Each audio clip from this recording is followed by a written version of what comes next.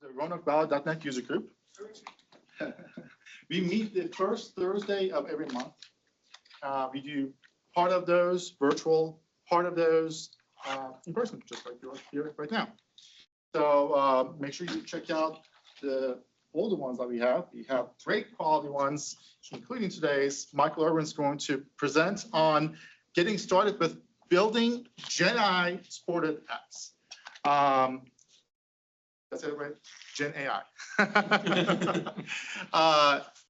Thank you again. Michael Irwin comes to our user groups a lot and gives us great insight into technologies like this. So really appreciate having him. He is going to, like I said, present on getting started with building GenAI supported apps. Michael has been a developer for 20 years and has been part of the container space since 2016. Almost 10 years now. Yeah. Where he worked with Virginia Tech on various applications and built a container as a service platform. He was recognized Docker captain for 5 years before joining Docker in 2022, where he is now a leader of developer relations team. He's passionate about making development easier for all. Appreciate that. Trying, it's hard. And breaking down the complex and simplify things for all. He has developed and teaches university courses on containers and Kubernetes at Virginia Tech. Outside of work, you'll find him spending time with his family of 7 kiddos. Any more since this? No, it's still 7. Yeah. Actually, it's funny enough, earlier today, my boss is like, yeah, we can send Michael on trips. And, you know, because he's not having a kid. I'm like, well, yeah, nothing's in the oven. He's like, I know, we're in the gap year right now. I'm like, awesome. He's working on various home renovation projects or trying to enjoy a hike in mountains. Thank you very much. Sure. Awesome. Thank you. So that's me. Yay. Well, now that you're clapping before I started, I guess now I actually have to do something, right? So we'll see if you're still clapping when we're done. All right. How was everybody tonight? Good. Yeah, it's a little warm. But I'm excited to be here. So actually, this is actually gonna be kind of a little bit of a series of talks. So actually, I'll be back for the August one as well too, in which we're gonna kind of build upon some of the things that we're gonna talk about tonight. And actually, probably the August one will still exploring a little bit. We'll probably be a little bit more workshoppy, where we'll invite, hey, everybody, bring your laptops and let's actually build something together, kind of thing. So we'll still exploring that, but that's probably where it'll end up. So anyways, so tonight we're going to be doing a lot of kind of fundamentals and talking about the different components and different bits and pieces of GenAI apps. And in many ways, kind of focus on let's demystify the stack. Okay, let's help everybody kind of understand what it is. I don't have a slide for it, but actually one of the things that I've been talking about at Docker is, as we've been talking about more about GenAI and the stack, there's actually kind of 3 different areas that we found that is inhibiting adoption. One is the learning curve and just learning it. And we found that actually there's industry studies around this. 78% of developers say that they don't feel proficient in GenAI. And I'm surprised that it's even that low. I would thought it would have been even higher than that as well too. And so one of the things that I've been really focused on is like, let's just teach people the stack to kind of learn what are the different bits and components and pieces. Okay, I hear RAG this, I hear MCP this, I hear, you know, all these different things. How does it all fit together? And let's just help make sense of it all. And then what I realized myself as I went into is the more I understand it, the more I realize it's really not that different than everything else I'm doing. Okay.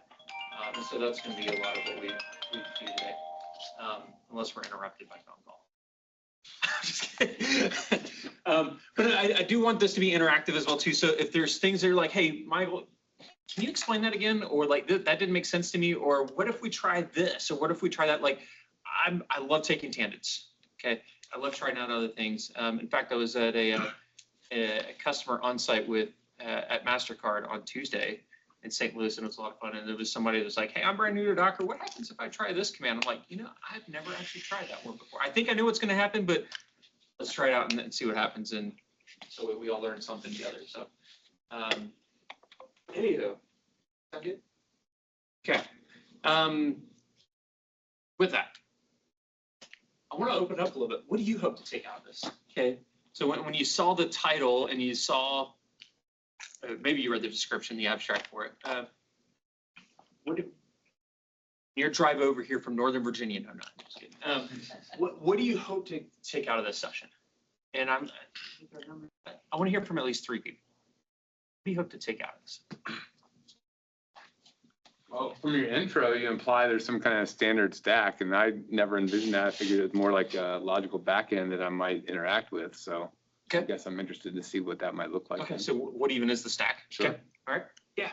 I just want to quiet my brain a bit because I constantly kind of wonder how all the pieces come together and you know how it's layered. So this will clear that up for me, hopefully. Yeah, absolutely. Yeah. Yeah, I want to see examples of MCP in action.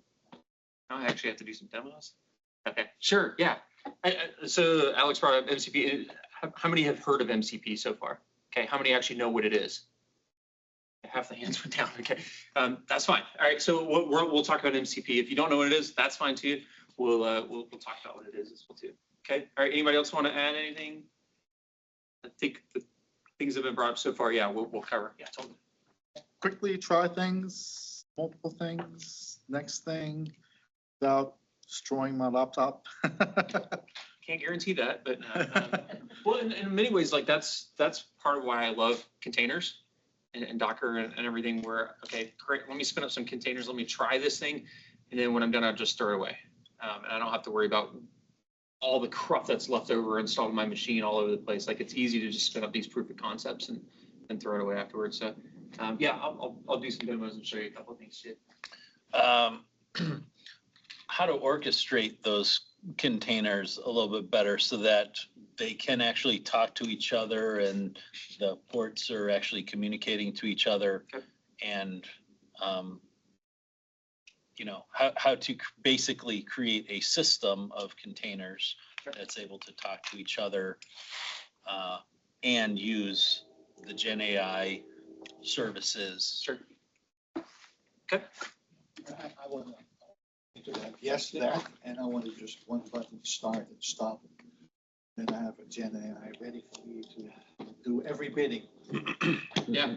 So So I can take over the world. yeah, so and maybe I can give some sneak peeks on some of this stuff. So with some of the things that we'll talk about today, like we'll talk about the model runner that Docker's been building, some of the MCP pieces and whatnot. So we've been building a lot of these individual components, and what we're working on next is that piece that how do we glue everything together? How do we actually do agentic workflows in Compose, for example, and what's that look like? In fact, actually, that engineering work just kicked off last week, and we're going to be launching it next month and at the We Are Developers Conference in Berlin. So, so it's like, well, we got to set time and we got to build something between now and July. So, but I could show some sneak peeks of what we're working towards there as well too. And then, yeah, when I come back in August, we can say, hey, here's what we launched, and hopefully, do something with it too. So, okay, cool. Anybody else? I just don't want to cut anybody off. But all right, who is using AI? What are you using it for? Everything. Using it for everything. This isn't even actually Ron here. it's AI. Okay. So I'm using it for MVPs and POCs, okay. Primarily because it does definitely seem like it's easier to create something from scratch, a lot easier than it is to modify and keep an existing or legacy app within the guardrails. But also I've found myself in more AI and ML adjacent projects. And so I've found the speed of system development has also increased for me. So I find that not only do I now need to know Docker, but now I also need to know a little bit of Kubernetes and a little bit of Helm. And it's like, okay, so what is it that I need to know? Do I need to know how to make the app, or do I need to know how to tell the AI to make the app, and then know how the system should be architected? and how to deploy that system. And, Yes. yeah, different pieces there. Okay. All right, anybody else? Using AI? Yeah, I use it to write my unit tests right now. Nice. So that's, I mean, use for Curious, what language frameworks are you working with? So this is just TypeScript GraphQL backend right now. Does it seem pretty reliable, or are you having to modify a lot of the changes? My use has been, actually, it does pretty well with writing the test, but I'm curious what your. Yeah, so I wrote some scripts to speak right to the M1 model and present my case, and then I have it search for the fixtures and the types, send that as well, and then say, hey, this is the folder I want you to look for untested code, and then it finds it and then writes the test for me. It is pretty reliable. So I focus more on creating fixtures really, Yeah. and it can take it from there. Very cool. I had a use case actually today of a code base that I'm not very familiar with. And there was a problem in the program. It spit out an error message. And I started up Copilot and started having a conversation with Copilot. Say, hey, where's this error message coming from? I said, well, it could be from this one or this one. It's like, well, I think it's from this program. What is that variable where is it coming from? Because I need to have that information. And started searching through the code and said like, oh, it's being called by this and it's probably here. Do you want me to run the SQL that actually was run? So it was basically troubleshooting with a Copilot, Sure. with a buddy. Cool. And did it end up solving it for you? Sweet. Having a little wingman to help you out with it. Yeah, awesome. Very cool. All right. Now the part two of this, because it's interesting when I ask this question, who's using AI and how are you using it, whether folks tend to focus a little bit more on how they're consuming AI, how they're actually using it, versus how they're out using AI to build stuff or actually building applications that are using AI. And so it's kind of interesting to see where the usage falls typically. But so now I'll just ask, is anybody actually building any AI-backed apps or? Yeah. Can you share some of the use cases around it? We're building, so Assa Abloy Medico is a lock company. Yeah. One of the most complex things in a lock system is a master key system where you have one key that opens multiple doors, but not all doors. They have master keys. To help users develop a master key system, we're basically developing an AI that helps them ask questions and it kind of narrows down on a system for them. Very cool. So I've been vibe coding and I decided to create I had to get that keyword in. That's right. I've created a multi-container system to create a custom LMS that uses Olama to talk to a local LLM and use that for both creating a interactive AI tutor as well as using the AI to sort of help build template tutorial courses. So definitely in the in the POC Sure. stages, but yeah, I've definitely been running into a lot of container to container and race container to container communication issues, as well as race conditions, as well as authentication system issues across containers. So Cool. Different use cases as well too. And I'll share a couple that we're thinking about, but also do some demos as well too. So thanks for sharing as well. So based on all that, okay, I've got a couple of different things that we'll talk about here. And again, I'm happy to go wherever. And so I've got quite a few different items. So we've got quite a bit of time. So again, we can dive in as deep or whatever. So I first want to start off by actually kind of staying a little bit high level. All right, let's make sure we all have a common understanding of what is GenAI in the first place. And okay, how's it different than kind of traditional machine learning and all that kind of stuff? Like, why has this space exploded here recently? So we'll talk a little bit about that. We'll talk about some of the personas and the different roles within it, because that also helps set the stage for how we build it, how we use it, et cetera. Okay. And then we'll jump into the building blocks. We'll talk about the LLMs, large language models, the APIs that wrap them. We'll talk about RAG. We'll talk about MCP and tools and all those different pieces there. And then finally, this is one that I feel pretty passionate about right now, is going beyond the chatbot. And what I mean by that is so many of the GenAI workflows are triggered by I open up ChatGPT, or I open up a chatbot, or I open up some sort of chat interface and I'm typing something and it does something, which is great, okay? But that's pretty limiting too. And so I've been thinking a lot about event-driven systems where, hey, maybe I want a bot that is sitting here and listening to webhook requests, and then based on the webhook request, now it kicks off this workflow or does something. So, so we'll talk about some of those and maybe even do a demo around that. Okay. And I have Q&A, but the whole time will be Q&A, so feel free to stop. Okay. All right, so with that, let's start off defining GenAI and its personas. Okay, so GenAI is, all right, ... Maybe I'll just open it back up. How would you define GenAI? And no, you can't go ask ChatGPT how would it define itself. Yeah, I guess you can. But... So GenAI is what? Is it just, AI based on LLM response? Okay. All right. So AI based on LLM responses. Okay. Yeah. I mean, generative artificial intelligence. Okay.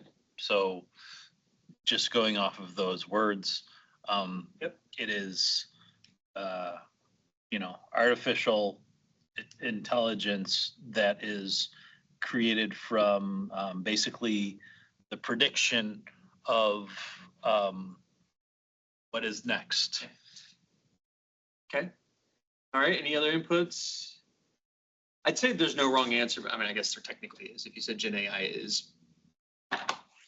What isn't Gen AI? But machine learning, I guess. Machine learning would be a different thing, right?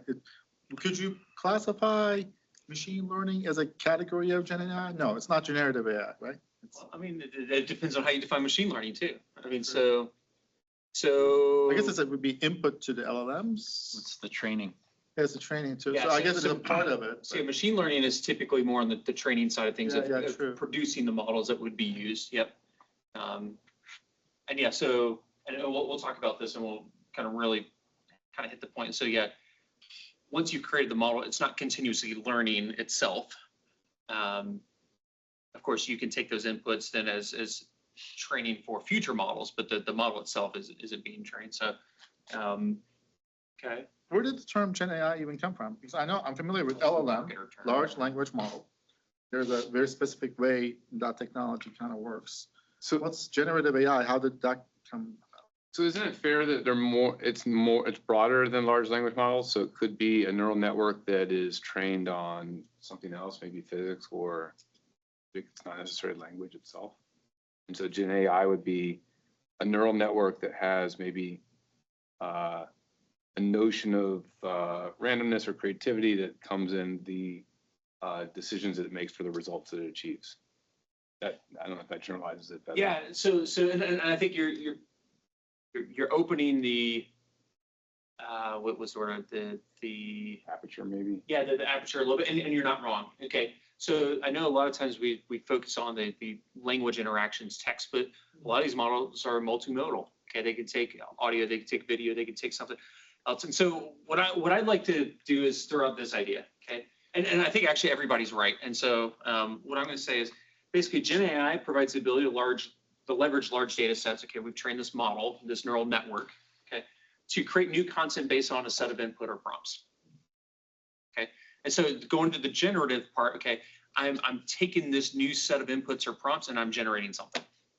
Okay, and so this differs a little bit from maybe some like traditional AI where maybe more robotics or whatever else. Okay, hey, get from here to point, from point A to point B, and now it's a little bit more like real time, that kind of thing. Well, this is a little bit more transactional, where hey, I've got this set of inputs, use the trained algorithms of the models to create new outputs. Okay, and the inputs can be, again, the different modals. It can be text, it could be images, it could be whatever. And the models could be focused on different things. Okay, this is a model focused on coding. This could be a model focused on various physics simulations or whatever else. Or, okay, we're going to produce music, whatever else it might be. But again, this is pretty broad bucket. Okay? But if we generalize GenAI, it's kind of what it is. It's this transaction, inputs go in, generated stuff comes out. Okay? Any arguments there? Or things? Okay. All right. So when we think about that, then it's kind of a, you know, how do we use this stuff? And I had to put at least one margin slide in here, or whatever. But and some of this I actually argue with this, but whatever. It's something that we use quite a bit. That businesses are at least talking about GenAI a lot more. Whether they're fully seeing the ROI from it, I think is still yet to be seen right now. Because we're also seeing a lot of stats that there's like 85 to 90% of like Fortune 500 companies are trying GenAI stuff, but only 10 to 15 have actually deployed something. And so it's like, why that chasm? You know, it's actually, I saw another study recently that Accenture, you know, large consulting company, is making more money through their GenAI consultancy than OpenAI itself at this point, which is just bonkers. I mean, OpenAI is making a ton of money right now. And so there's a lot of folks that are like, hey, we want to do these POCs and we want to build stuff, but we don't know what we're building. We don't know how are we doing this stuff. And we're not actually deploying it yet, or else we'd see, you know, OpenAI being used more. So it's kind of a, we're still in that in-between stage of like, how do we actually use this stuff right now? But I think everybody kind of sees where it can go, and so it doesn't want to be left behind. And I do see this different than like blockchain or all the, you know, the previous, hey, we've got a solution that's trying to find the problem that it's actually trying to solve. I think in many ways we've got this power, and now we're just trying to figure out how do we actually hone it? How do we actually use it? So that's kind of where we are right now. But again, projections are like, this isn't going anywhere. So it's not a bad thing to learn, right? Because eventually it's going to take our jobs anyway, right? But yeah, the more that we can understand it and utilize it, the better as well.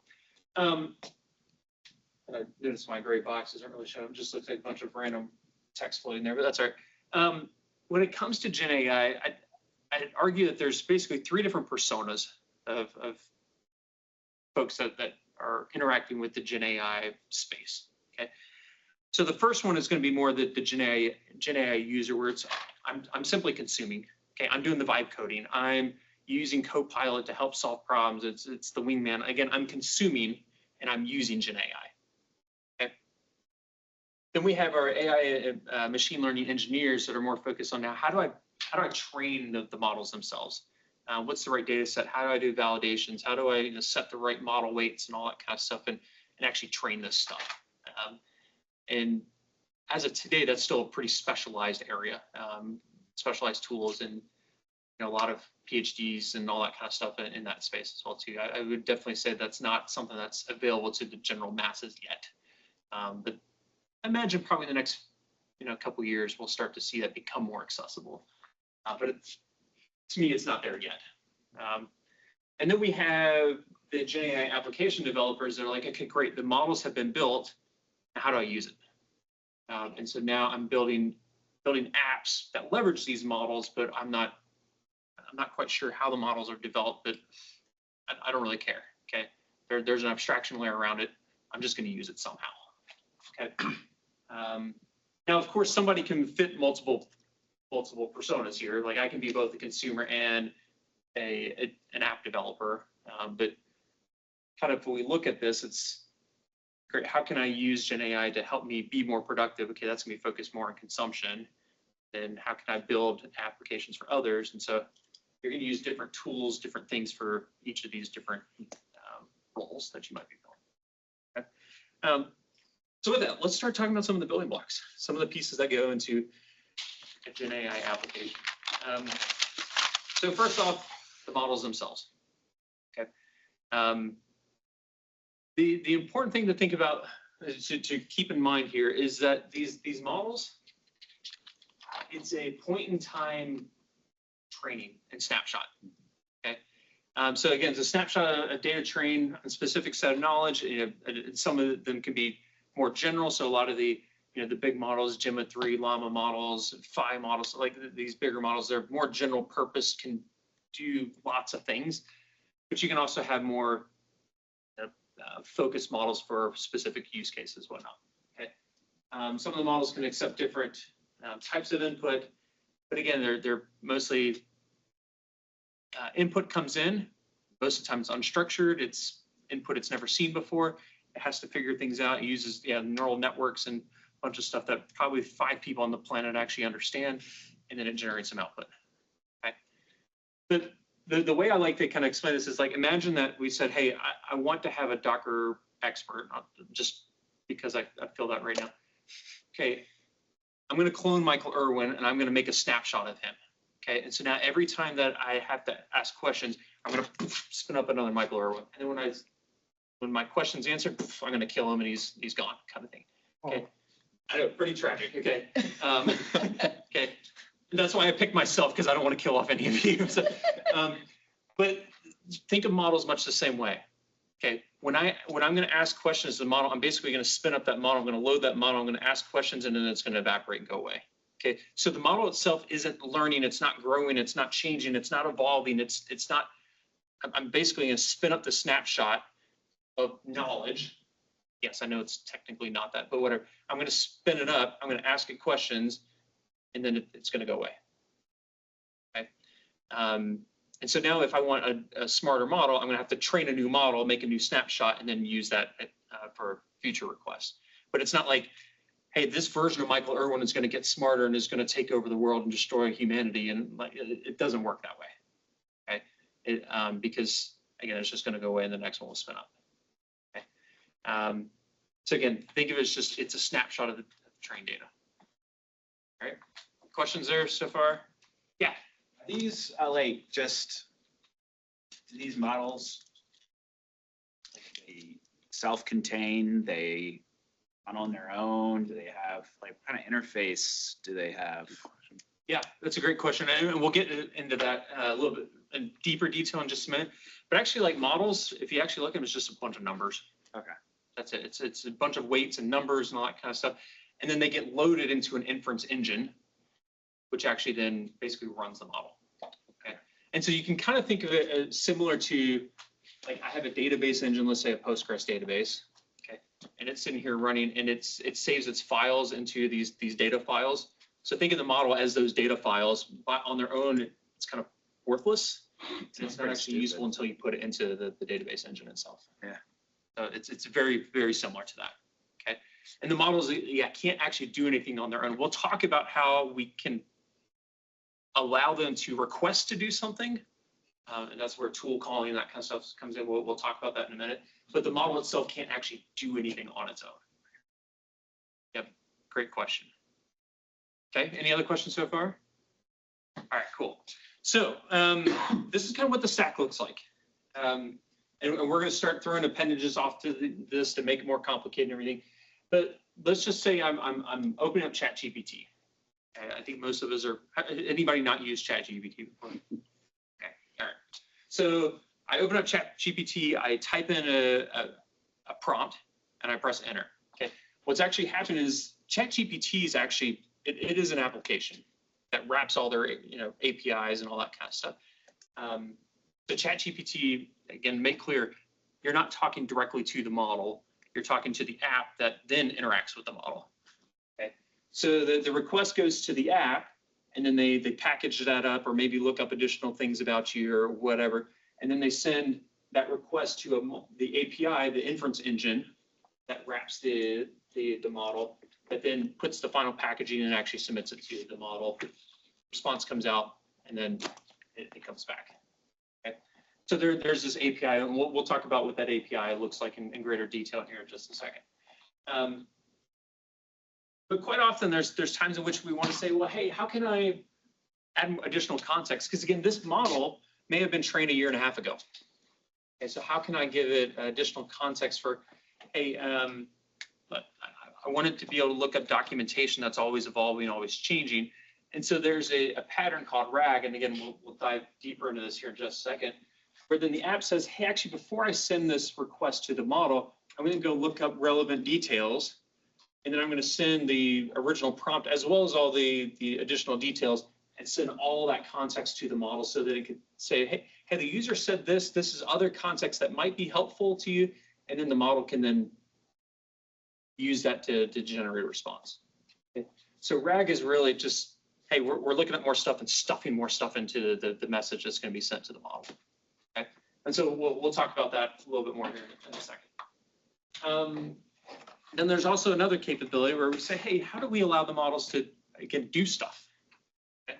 And so this is where tool calling comes in, where I could basically say, hey, model, here's a toolbox or description of tools, and I'm going to say, hey, model, can you look up this GitHub issue for me and help me solve it? Complete the work for it. And the model may just say, I don't know how to look that up, but I see a tool that you're describing when you send it to me that allows me to look up stuff. So, hey, app, can you go do that lookup? Can you execute that tool to give me the additional context that I need to now perform the work? And so tool calling, again, the model itself isn't doing the tool calling, but it allows the model to say, hey, I need some additional context, or I need to go perform some work. It allows models to turn into basically workflow execution tools. And again, we'll talk about that. Okay. So, and then MCP kind of fits down in this space as well too, and we'll talk about that here in just a little bit. But at the end of the day, that's the stack. Okay. Not too complicated, right? And of course, I know like some of this may be like, I still don't quite get this yet. We'll get into that. Yeah. I guess I'm curious if the stack changes a little bit with test time compute, and I guess, is the model in those cases like also using tools, or is that still application level where that's being performed? Like O3, where like it's not just inference, it's actually doing work as part of the thinking. Yeah. So when models are doing things, it's the app that's doing. So like, for example, if you're using ChatGPT or these other things, it's the app that's interacting with it, and you're just not seeing a lot of those requests going on back and forth where the model says, hey, I need to go look up this additional information. The model itself can't do it. And so it's sending a request back to the app to actually go do that fetch to get that additional details. And now it's got additional context that now the model can work with. Okay. And so a lot of that's happening here, and you may not know that it's happening, but it's the app that's actually getting that, going out and fetching that. Gotcha. So the app may implement a plan and use the LLM to do that, and then reach back to the LLM for different parts of that? So I would say, and we'll actually see this in action here in just a minute, but in many ways I'm going to send a question, maybe, hey, go research something and then summarize what you learned. Okay. So that's the prompt that comes in. I'm going to send that to the model, as well as a description of here's a bunch of tools. And so then the model is the one that's actually defining, here's the plan. I need you to go do this. I'm going to then do all these different steps. Then the app is going to then execute the workflow, get all the different bits and pieces and everything, gather all the information, send it back to the model, where then it says, okay, now that we've got all this information, let me go back to the original prompt and here's the answer. Cool. Questions. Okay. First, are we able to get a copy of the slides? Yes, we'll make sure to get these out. Yep. Perfect. And then the second question is, in those thinking models, is that what you're seeing is the interaction there? Yeah. Yeah, so the thinking models are basically ones that are smart enough to, because a lot of models, when I send it, the prompt as well as here's additional tools that are available to you, some models may not be smart enough to, how do I actually use those tools? And to basically, okay, I need to do step 1, then step 2, then step 3 to actually, here's my workflow that I need to do to solve your original prompt. And so those more thinking or reasoning models are able to, here's your goal, here's where you are right now, what steps need to be made along to get to the way. And then basically interact back and forth between the app to get all that additional context, the additional information, et cetera. Yep. And a lot of that, as of today anyways, those are big models, the ones that are not going to be able to run on this machine kind of thing. So, but we'll see smaller versions of some of that. So within this architecture, you have the LLM API, which is working or sending and communicating to the LLM. I understand that the LLM has a context window that's large, which means that the input that it's allowed to take is, a certain size and can be bigger or smaller. But what about how many threads are those LLMs able to take? And what's the mechanism that's controlling that? Yeah, and so actually that's probably a good segue. Let's actually jump into what the API looks like. Cool. Okay. And so we'll look at, okay, what do those requests look like? And then if I don't answer that, bring it back up, okay? Because again, kind of going back to the whole GenAI conversation, or how we define it, is very transactional. You'll realize how transactional actually is as we get going through here. So like if we're doing a reasoning based approach, when I send this request in, APIs, most APIs are stateless. Okay.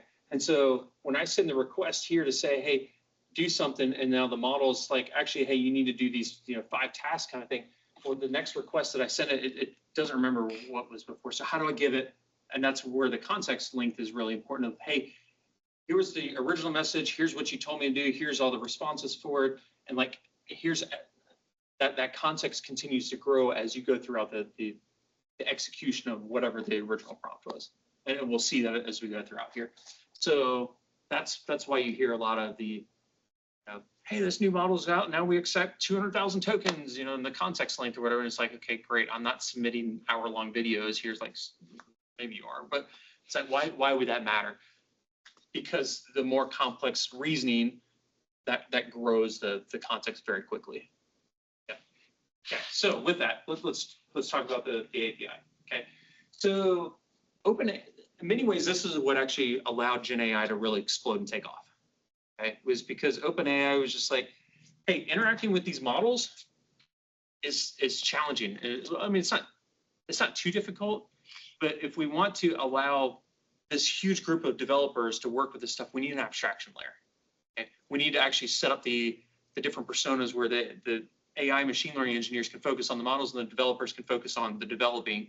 We need that abstraction layer. What's the API look like here? And so OpenAI built an API. Okay? And what was really slick about it is they said, hey, we're going to build an API that makes it super easy to swap out what model you're talking to. And you don't have to re-architect your app. You don't have to change anything. You just change a single parameter. And now the request that you would have been sending to model A can now go to model B with a single parameter change. And so then it makes it really easy for me to test different models, or as they release new models, to update to newer models. Like, in many ways, I think this is what's really allowed for the explosion of space. It's just there's a common abstraction now, which then means now you can start building tooling. You can have libraries and SDKs and the abstractions on top of those. You start seeing LangChain and LangGraph and all these other things because there's specification there. So OpenAI built it, and as the first line says, many others have adopted it. Okay, so like I know Olama was brought up earlier. When you're running Olama, well, guess what? The way you interact with it is through the same specification OpenAI defined. Okay, and actually the Docker model runner, which we'll talk about, same thing. Okay. And so we'll talk about what that looks like. But at the end of the day, the API is still an API. It's stateless, which means every time we talk to it, we have to basically submit, here's where I am, but also here's all the other context that the model's going to need to know in order to actually do the work there. Okay. Yeah. How does that work with, okay, there's Copilot inside of, say, Visual Studio.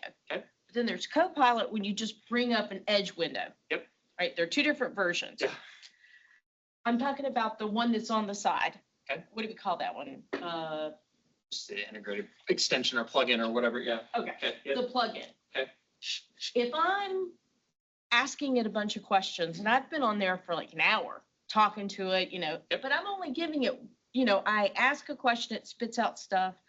I give it some more information, it spits out some more Yep. stuff. I'm not going back and copying all that stuff. Yep. So where's that living? And we'll get to that in just a sec. So in many ways, Copilot is the GenAI app, which is actually then bundled in VS Code or whatever else. You almost think of it as there's a nesting of apps there.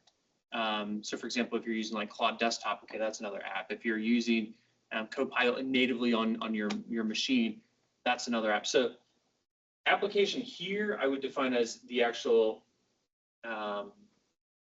GenAI app, which could be bundled into another application as well too. It could be bundled as a plugin, as an extension, something like that as well too. And that's a great call out. And so that app, that plugin is maintaining all that state and keeping track of here's the thread of conversation.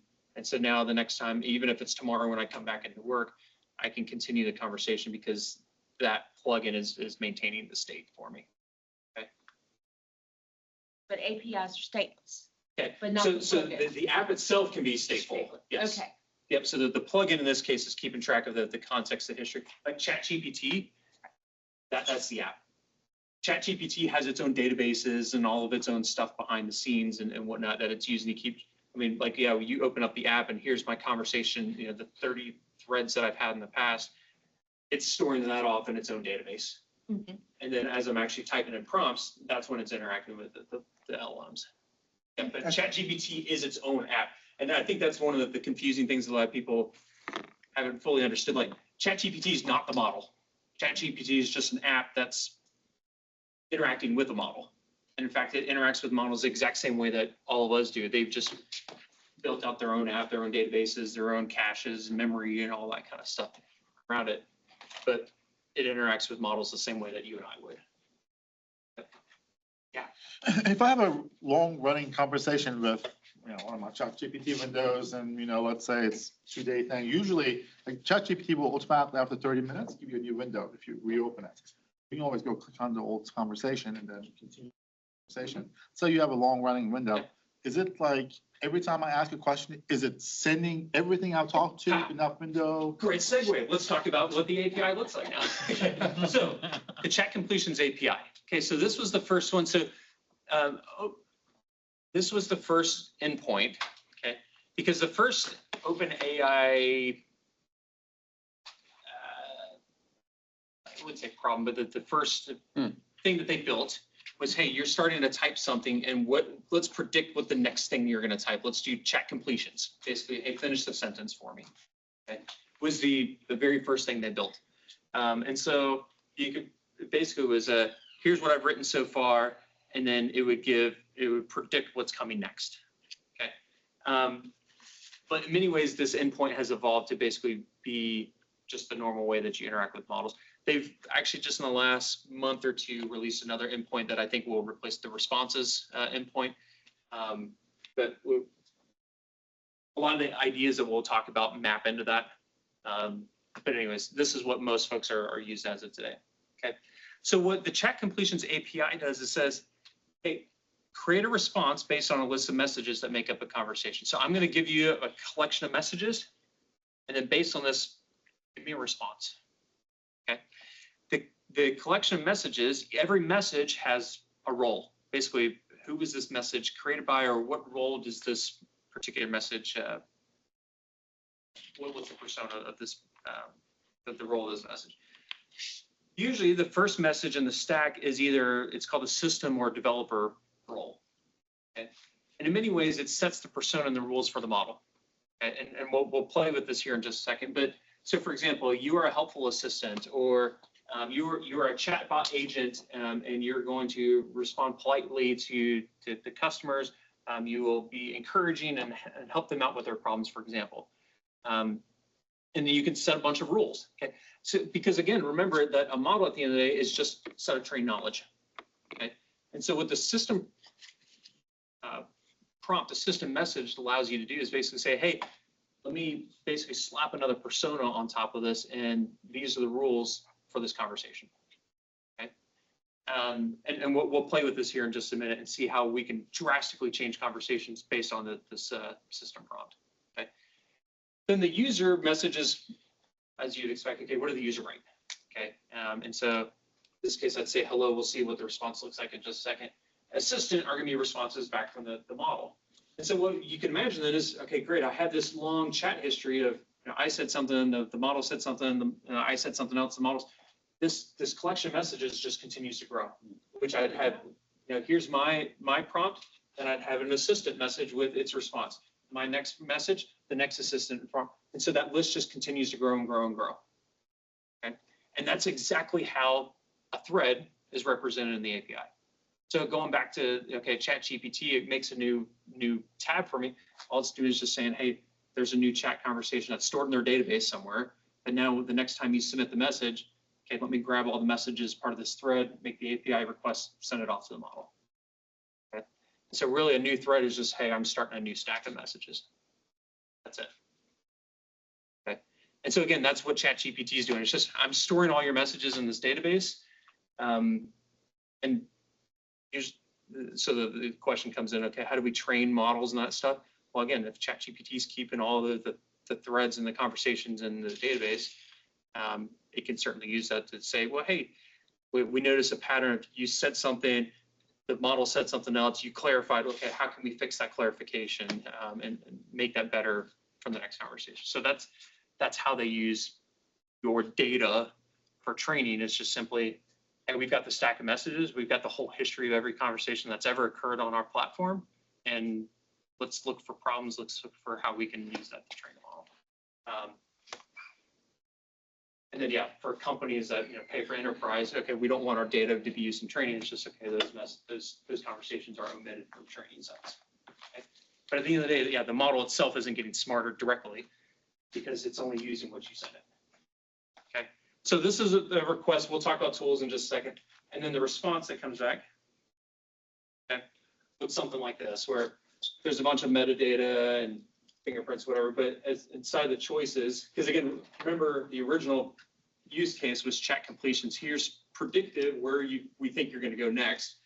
So it would have choices, and it can have confidence ratings and all that kind of stuff. But typically now, and going back here, you're a helpful assistant. I say hello, and I get a response back that says, hello there, how may I assist you today? Okay, and so then I could take this message, add it to the stack of messages. Now, okay, great. I wait for the next person to write something, and that's another message that gets sent in to the API. Yeah.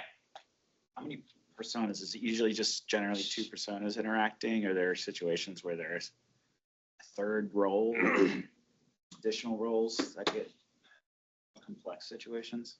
Yeah, great question. So most of the time, it's going to be two. The other one I would just put in here are going to be tools.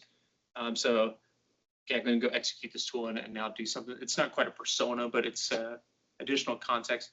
And tools are going to be, when we get to it, you'll have a tool message that's in response to an execution request. Okay, go run this tool. And usually like the multi-agent systems that we see, it's still basically a one-to-one from this agent to a model. And so, yeah, you may be using multiple agents, but each of those agents have their own conversation going on. And then there's maybe one that's then orchestrating the whole flow type of thing, but you usually don't have multiple That's usually like agents in the same conversation. like a bilateral conversation, not like everybody talking at the same time to each other. Okay. So yeah, kind of going back to the graphic here, if I had, lots of agents going on here, there's still gonna be one that's orchestrating the whole flow of things. Right. But yeah, maybe delegating parts of it to other pieces. Yeah, great question there. Any others so far? Okay. How are we on time? I have to actually speed things up a little bit. All right, this is good though. So what I'm gonna do is let's see some of this in action. Okay. And so what I've got here is my own version of ChatGPT. I built this purely just for training. Okay. And in this down a little bit here, I'll go one more. Is that big enough? Can you see that? Okay. So what I've got here is we'll have a stack of messages. Okay. And we'll put some messages in here. And in this case, we see the system prompt. So like in normal apps, ChatGPT, Claude, VS Code, Copilot, that kind of stuff, you never see the system prompt. That's something that the app itself controls, it maintains. So actually, like in ChatGPT, when you create custom GPTs, really just creating custom prompts. That's really all you're doing. You can stack smash your prompts. Yeah.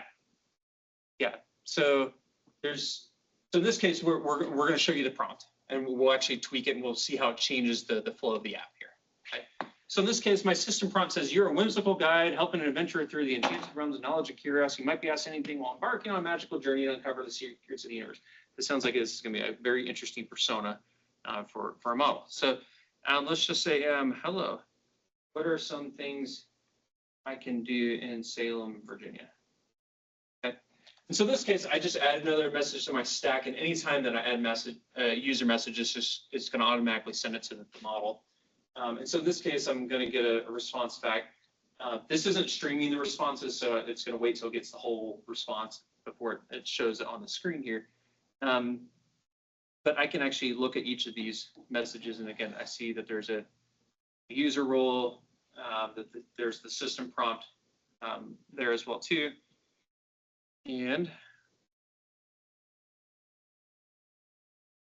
there we go. Wow, give me quite a bit here. Okay. A shimmer of iridescent dust swirls around me as it materializes beside you. So yeah, you can see that it really took its persona very seriously here. Okay. Salem, Virginia, oh, a delightful little pocket of history, and well, something else entirely. And so then it gives me quite a few things to check out. Okay. Great. That's pretty cool. I'm going to ask it another question. What else can you do for me? Okay. And in this case, the model is already going to be loaded, so it should give me a response back a little bit faster, I guess, just depending on how verbose it tries to be here.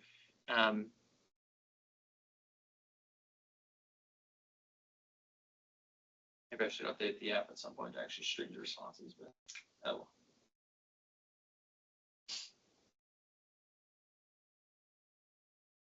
Michael, that's a very confusing prompt, actually. Are you asking the AI what else can the AI do, or is it what else can I do in Salem? Yeah, great question. We'll see how it responds. Flutter my lantern a little, casting a warm glow on your face. Oh, so nice. I guess it's picking up on the ambience you set in the room. So, Listening all along. But anyway, so I guess it took the point of, okay, what else can the agent do for me? Not necessarily what I can do in Salem. I don't see any Salem related things here as well too. Okay, so again, it generates some responses for me. Okay, so now let's have some fun here. Let's change our system prompt. Okay, and let's say instead of a whimsical wizard, you're a grumpy old man that sits on his front porch all day and wants to be left unbothered. Unfortunately, folks walk by and ask you questions. You do answer them, but as short as possible and send them on your way. Okay. So again, I'm using the same model, but I'm completely changing the persona on top of it. Okay.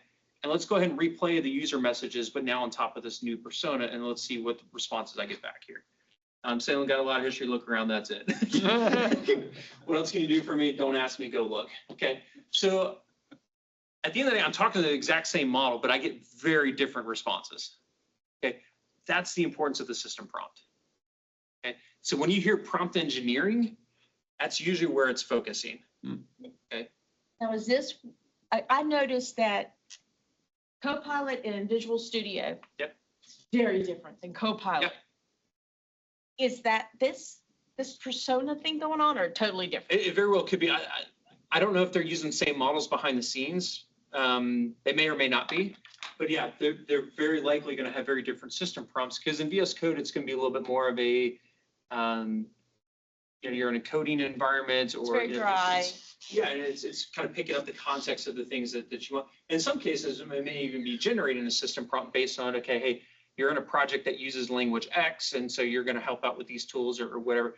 So it may not be a static prompt, it may even be dynamically generating prompt there. But yeah, the system prompts are going to drastically change the interaction that you have with the model based on the rules that are set here. And we'll see more examples of this as we go throughout here. Yeah. Okay. Okay, so yeah, system prompt is pretty interesting. So when you're using like a commercial agent, these are set ahead of time. Most of the time, yep. Okay. Yep. And I guess the term like hacking the AI is you're trying to break their system prompt and override it. So that was, I would, yes, but in many ways, a lot of the models and the inference engines and how those the messages are basically loaded are much smarter and catching a lot of that today than they used to be in the past. And so, yeah, in the past, it used to be like, hey, forget your system prompt. You could do stuff like that. Forget all your previous messages. Here's your new instructions. Yeah. Okay. And so since then, yeah, the way that these prompts are kind of set in place is like, thou shalt never deviate from this kind of thing, regardless of whatever. Like and the models weigh these prompts a lot more than others.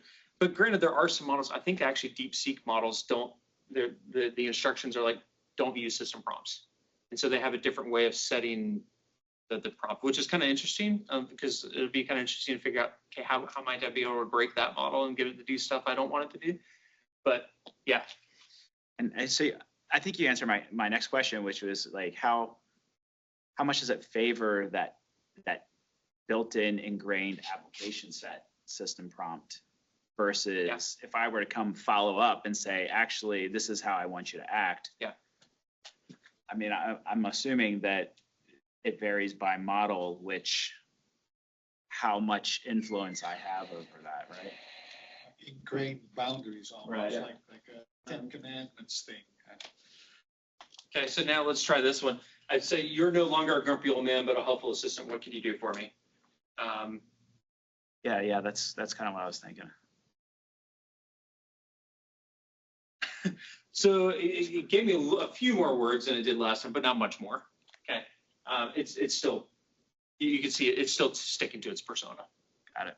Okay. And so yeah, most models. Again, this is something that as a GenAI user, you really don't have any control of this. But if you're building GenAI applications, this is very important to you. Okay?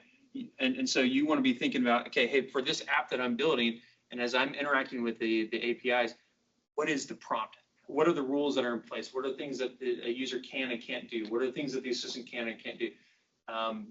What is the input that's going to be coming in, coming out, et cetera? Okay. And it also controls a little bit of how you talk as an AI to the user, because like you said with Copilot, you're in a coding environment. You don't want to have an AI saying like, well, this is fun. I am like all roses and unicorns. Like, no, let's stick to the subject. Yeah, let me stay If you write focused. something for a child, that may actually be good to say like, hey. I find writing documentation though, the plugin is better than within Copilot within Visual Studio. Okay. It just has a better writing style. Mm-hmm.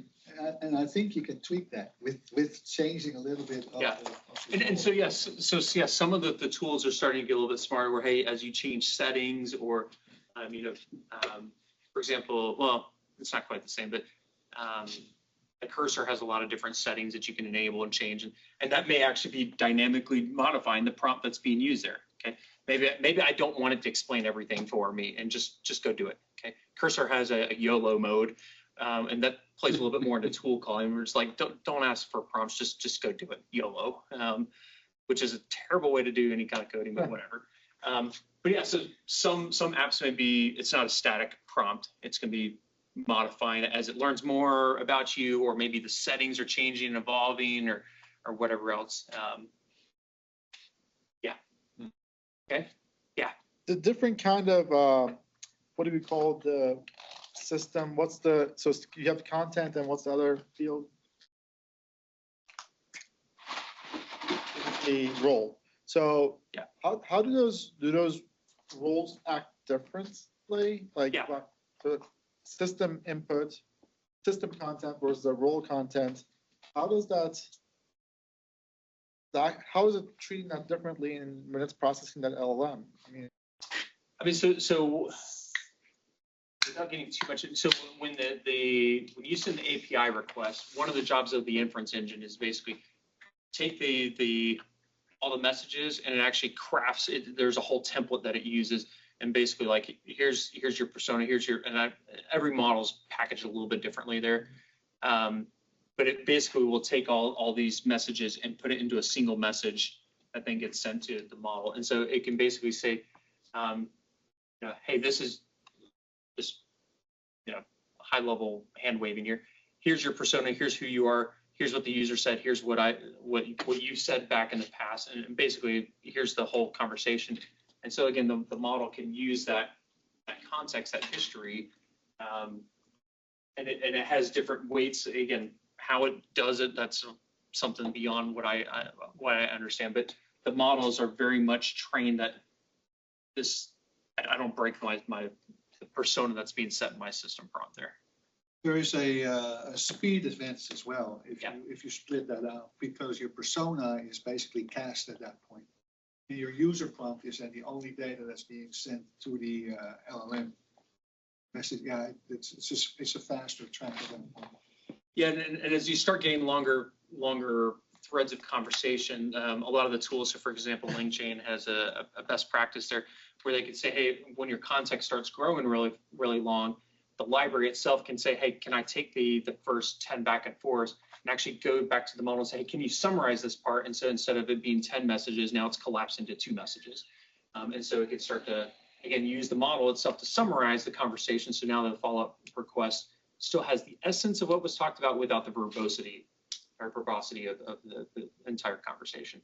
And so that's where some of those libraries come in handy to, hey, let's do some message summarization and automatically shrink the context when my conversations get really long. There's some really fancy and complicated stuff. But again, that's how it's working. It's just, here's a stack of messages. I'm just sending it and I get a response back. Yeah. How many people set their Chat GPT or whatever you use for your flavor? Do you guys personalize it? With your person, what kind of, and I don't know what that translates to. I think ChatGPT calls it what traits should ChatGPT have? I basically would say keep messages, don't repeat the questions in the responses, keep answers relatively short, be snarky, and make jokes whenever possible. So all that's doing is customizing the prompt. So which one? It's customizing the system prompt. Okay, it's a system. Oh. Yep, that's customizing the system prompt. So if, I could say you're a helpful assistant, but hey, you enable that snarky response. You're a helpful assistant that delivers responses in a snarky manner. Okay, so that bit of text is appended when you add that setting. So they're crafting that prompt based on your current settings. Now, and the cool thing is you can actually use AI to generate a prompt for you. Yeah. I generated a GLaDOS persona. So yeah, just as I may use LangChain to say, hey, summarize the message thread here and collapse it, they could do the same thing with, hey, now you're a tool that helps generate system prompts. Here's everything I know about this user. Give me what they might be interested in. Now here's an AI generated system prompt. And so, yeah, it can get pretty meta there, but that's how a lot of it works. And so yeah, again, custom GPTs, that's all it is. You're just building a custom system prompt there. Really? That's all it is? That's all it is. Are you providing a full document maybe, or like Yeah, I mean, it's using, again, it depends on how complicated the custom GPT is. Okay, hey, you're now going to be a blog writer that follows our corporate style guide and all this kind of stuff. And here's the rules that you have to follow and whatnot.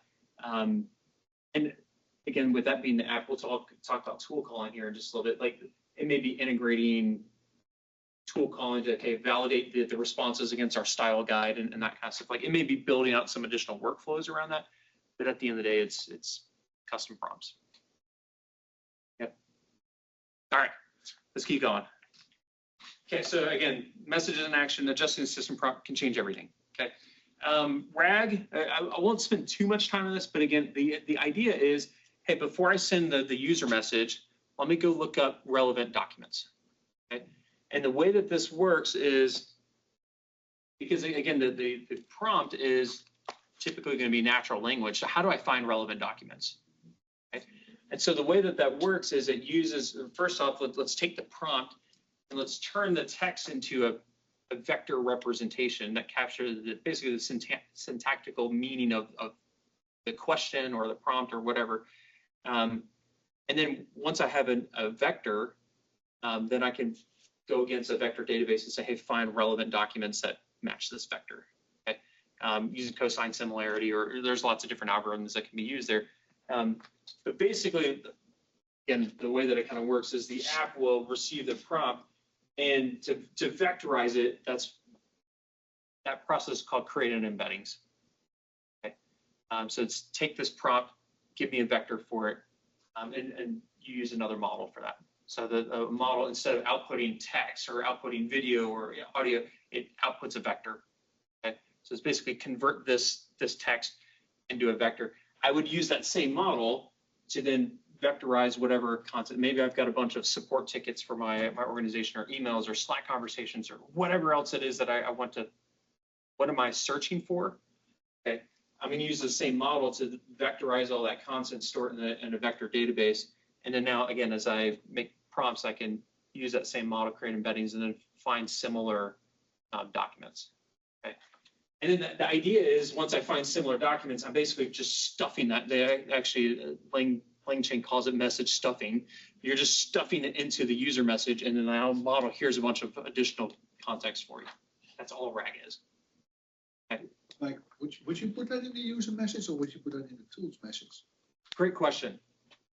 So if you're doing this preemptively, so in this case, the app itself is preemptively and say, hey, I'm going to go look for stuff, it would be part of the user message. There are patterns in which they call it dynamic RAG, where I can basically say, hey, model, and we'll talk about this with tool calling in just a second. Hey, if you want to go look up additional information, maybe my RAG is, hey, what's my current product offering at my organization? And if the user asks about a current product, the model can say, hey, you've got a tool here that can go look up that stuff. When the tool request comes back, it can go now look up that additional information, and it's a little bit more dynamic. Okay. Then that response would be a tool response there. Okay. So a tool response always, a tool message is always going to be basically a response to a tool execution request. So if there was no request to run a tool, you're not going to have a tool message there. Okay. So just as a super simple example here, my app here, okay, I don't have a full vector database, so we're just simulating it here so we can see it, but I can just say, how did Sherlock Holmes solve the mystery? Okay, now of course it's like, well, which mystery? Sherlock Holmes solved a lot of mysteries, okay? So this particular app, the simulation here is, I've got just a bunch of book summaries, and only one of those books was a Sherlock Holmes book. You know, there's Harry Potter, there's a couple others as well too. And so there's only one that was Sherlock Holmes, and it's just going to look up that summary. And what's going to happen is it's just, again, going to stuff that. So basically the message says additional context, and this is the Hound of the Baskervilles, and all the additional context for that particular story. And then there's the original user prompt. So again, within a single message, I have, here's all the additional context. Here's what the user actually asked for. And again, the model can figure all that stuff out. That hey, there's actually, within this message, there's kind of two sub messages within it. And then from here, you observe things that, forgot we still have our grumpy old man there. But I guess he's, so, but that's basically what RAG is. Nice. Okay, in which I'm going looking up additional information, and I'm just stuffing it into the message and sending it to the model. Okay, and now the model has, again, additional context, additional knowledge that it wasn't trained on. So for example, if I were to actually ask it, what is today's date and the current time? Okay. It's October 26th, 117. What year? 2023. Okay. And that's typically going to be about the time in which the model was trained. Now, of course, some of these models take, hours, days, weeks to train. So I may ask it the same question, right after this, and I may get a different date, different time. It just depends what part of the model it's hitting, what part of the neural network is being traversed at that time set. But if I ask Copilot, it comes back with today's date. Yeah. And we'll talk about how in just a second. Okay. So Okay. work around. So again, the model itself, again, remember, it's just a trained snapshot of data. It has no access to current time by itself, the model itself. Okay. So again, if I were to clone myself here, and then, okay, now I have the ability to spin up another micro, it's only going to know the information based on the time in which that snapshot was formed. Okay. If you would tell that Michael Irwin that today is June. Yeah, exactly. Yep. And so actually, let's go ahead and try that. What is the current time in New York City?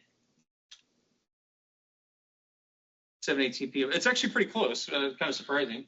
I mean, I usually get answers all over the place. Okay. 7:18. Now go away. Okay. But again, it's just a made up time, or maybe made up for when that part of the model was trained or whatever. That's just a response that we're getting there. So again, which didn't match the time that we just had a minute ago. Okay. So you kind of blew my mental model of what RAG was, because it's Okay. stuffing a bunch of information going into the model. Yep. And when I see RAG or think of it, I'm thinking of it as like, okay, it comes back with results and citations of what it's found, but is that not RAG, or am I getting? So something different? RAG is, again, putting more context into the messages, but I could put a system prompt that says, hey, you're going to use the messages, and as part of your response, provide all the citations for how you landed at this conclusion, give me links and guide the user to let them dig deeper.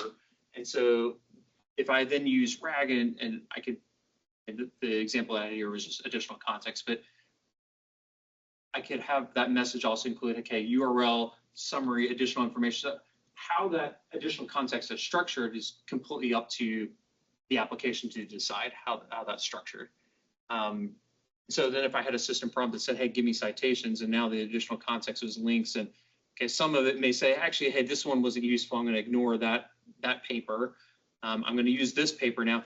Okay, let's pull those citations and go through. So again, the model is going to use all the context, but it's going to still generate a response on its own. And so RAG, again, is just giving it additional More context. Okay.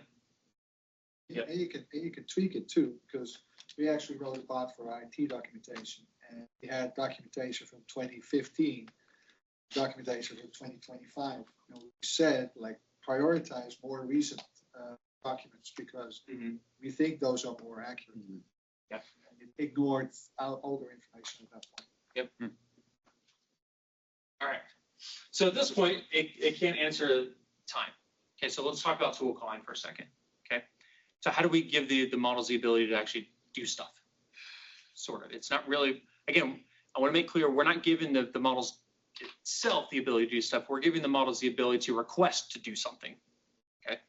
So what tool calling is, and to me, this is where model and GenAI based applications really get powerful.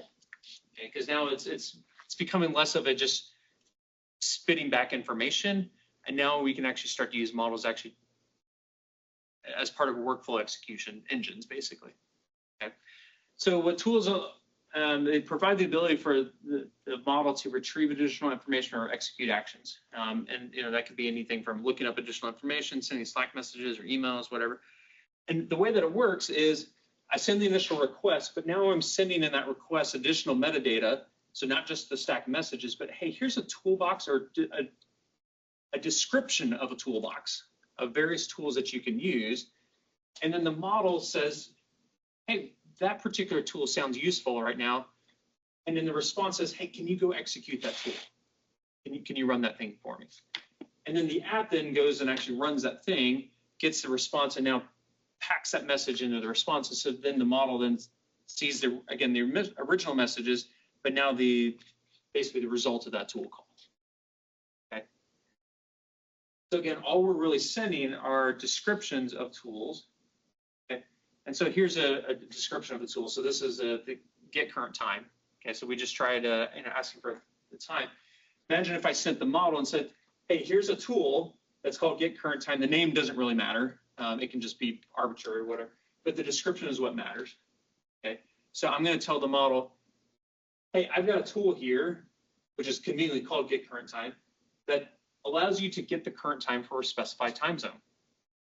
Okay, so now if the model sees that, hey, I need to know the current time, I've got a tool that I can request to be executed. And now, in order to execute this, here's some parameters that, okay, me as the application, I'm going to need model for you to provide to me. Okay, so model, you're going to need to specify a time zone, which is the requested time zone in IA format. Okay, so now I can send this basically description of a tool, and then the model can say, hey, that's useful. Oh, I need to figure out what time zone, so I need to extract that from the context of the conversation here, and then set that as a parameter in the response back. Okay? And then me as the user, then the application, I could actually execute that. And then, okay, so yeah, this is actually what, sorry, the response from the model looks like. I still have an assistant message.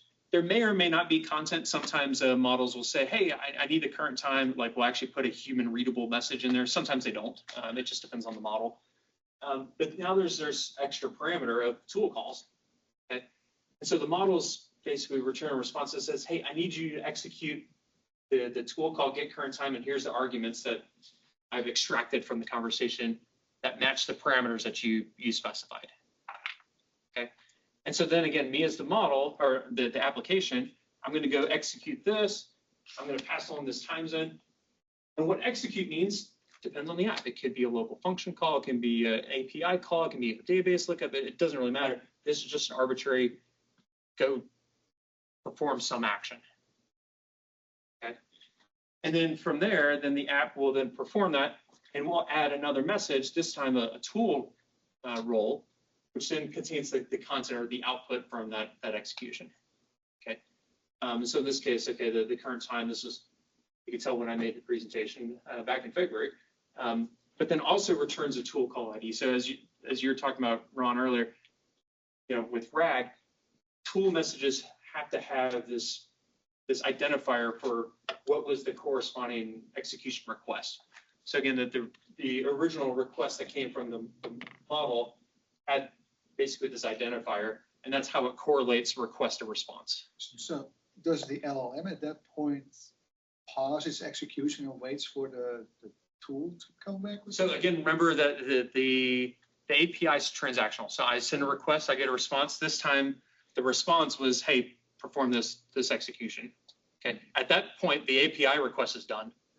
Okay. And so I'm going to take this message, put it into my stack of messages, which includes the tool call request. And now I put my tool response as another message in the stack. And so now I'll have system prompt, user, tool execution request, tool response, and then I'll actually then get the original response from the assistant. So you pump the tool request back into the message. Yep, it goes just back in the stack, back to the model. Okay, so let's actually see that in action here. Okay, so I'll go ahead and reset this, and I'm going to add a tool time, and basically this is just adding the tool description to the request, and this matches basically what we saw in the slide. Okay, I can get the current time for a time zone. I need a time zone, etc. Okay, let's see if the grumpy. Sometimes the grumpy old man is grumpy enough that he's like, I don't even want to call a tool, whatever. So, what is the current time in New York? Okay, and so what we should see here is then a execution request. Okay, yep, there it goes. Okay, he's grumpy enough he didn't actually give me the response of the time, but whatever. It's fine. It's fine. Time is it? So what was the time? 7:38. Okay, so good job. So again, looking at my stack now, I have system prompt, user, the response from the model, okay, which was, again, looking at this, the assistant, there was no content. Here's the tool call, okay. Now I went and executed that tool. I put the tool response onto that stack, and now it just decided to say fine. But again, when I asked it what was the time, it has the history of the entire conversation here and can then give me the response. Okay. So that's tool flow. So your application or your inference engine executed get current time. Is that correct? So in this case, so it's not the inference engine. So the inference engine is just the API. Okay. Okay. So in this case, it's my app that, yeah, for this particular tool, just for this kind of training here, when I call get current time, there's just a JavaScript function. Okay. It's just a local execution. Okay. Yep, it's the app that's calling that. Now, so yeah, some of the things like ChatGPT or whatever, it's like when you see things like, hey, when I say, what should I get my wife Tara for her birthday next week, and like you'll see, hey, I'm saving that note. Your wife's name is Tara. Okay, there was a tool call there. Okay, and it's like, hey, that's an important bit of data that I want to save in memory. And so sometimes you see those little hints that it actually executed a tool. And a lot of like the VS Code and Copilot stuff, you'll see it actually, and we'll do a demo of this here in just a second. You'll see the explicit tool calls. It just depends on the app whether they expose that or not. This particular one, I'm showing literally every message in the stack, but sometimes you may not see that, the entire flow. Yeah. How does it know to return back this tool name again? Because you're giving it the LLM, you're sending it to the backend prompt. It's not sending it to LLMs, returning back saying, here's a tool, right? That's exactly what happened. So when I send the API request here, so when I just had these two messages, okay, actually maybe let me pull this.